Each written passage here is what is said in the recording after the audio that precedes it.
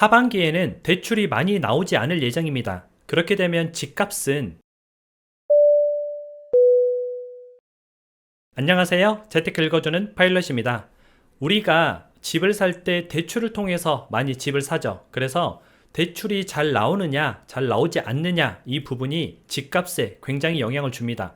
그런데 하반기 때 대출 규제가 좀 이렇게 바뀌거든요. 그러면 여러분들이 바뀌는 방향을 좀 알고 있으면 여러분들 투자에 도움이 될 것 같습니다. 그럼 오늘 내용을 같이 화면을 통해서 공부해 보시죠. 하반기에 대출 규제가 이런 식으로 좀 나오거든요. 금리는 올리고 대출은 조이는 이런 방식으로 나오게 됩니다. 하반기에 금리가 올라갈 것이다. 이것은 원래는 미국이 금리 인하가 예정돼 있어요. 근데 우리나라는 올라갈 것이다. 이 내용이 좀 안 맞기는 하죠. 근데 왜 올리는지에 대해서 좀 제가 자세하게 설명을 해드리도록 하겠습니다. 최근에 5대 은행의 주담대, 주택담보대출이죠. 주택을 담보로 받는 대출이 상반기에만 22조 원이 증가가 됐습니다. 상반기라는 말은 1월부터 6월까지라는 말인데 이 기간 동안 안에 지금 주담대가 엄청나게 증가를 한 거죠. 이 증가 폭이 좀 심상치 않은데요. 우리 코로나가 터졌을 때 2020년 기억하시나요? 2020년 4월 이후에 가장 큰 폭으로 지금 증가를 했습니다. 최근 4년 만에 가장 큰 증가폭이다 라고 보시면 되겠죠.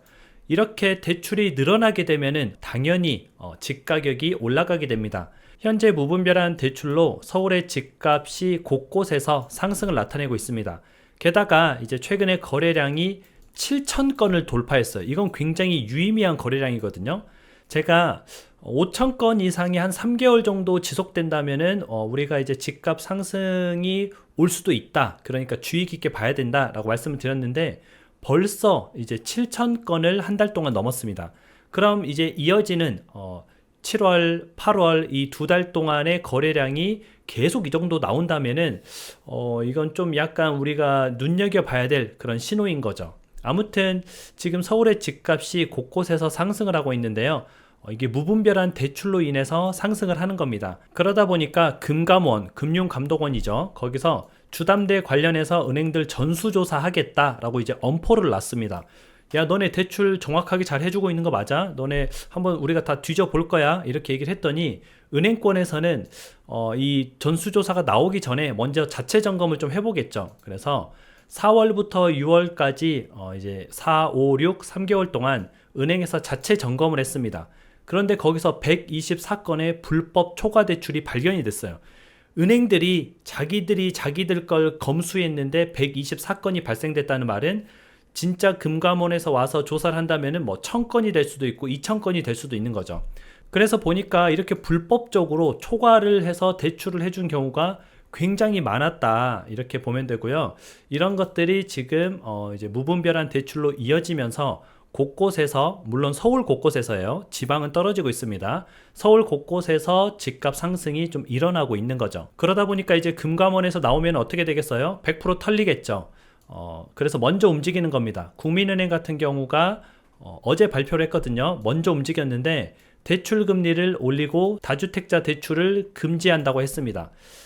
우리 지금 금리 올릴 거야. 지금 우리 뭐 대출 쉽게 안 해줄 거야. 그리고 집 있는 사람들 우리 대출 안 해줄 거야.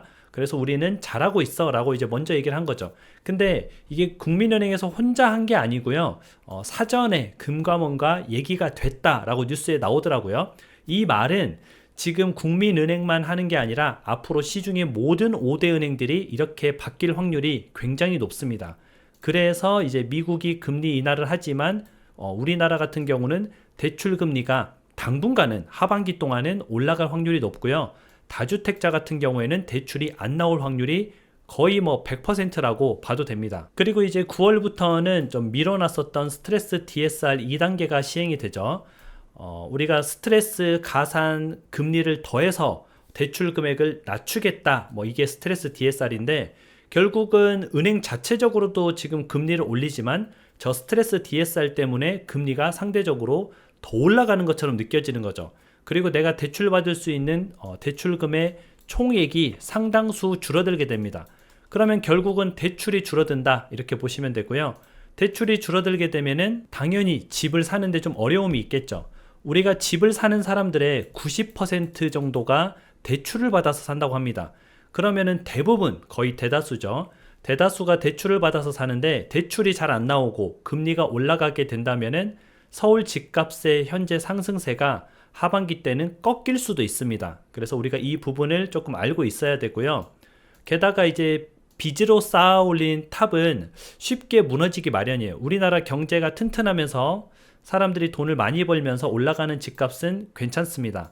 그런데 지금은 경제가 어렵죠. 경제도 어려운데 금리도 올라가고 있어요. 돈은 못 버는데 금리는 올라가고 있고 집값은 올라가고 있어요. 그럼 이게 계속 올라갈 수 있을 것이냐라는 거에 대해서 좀 의문을 가져볼 필요가 있는 거죠.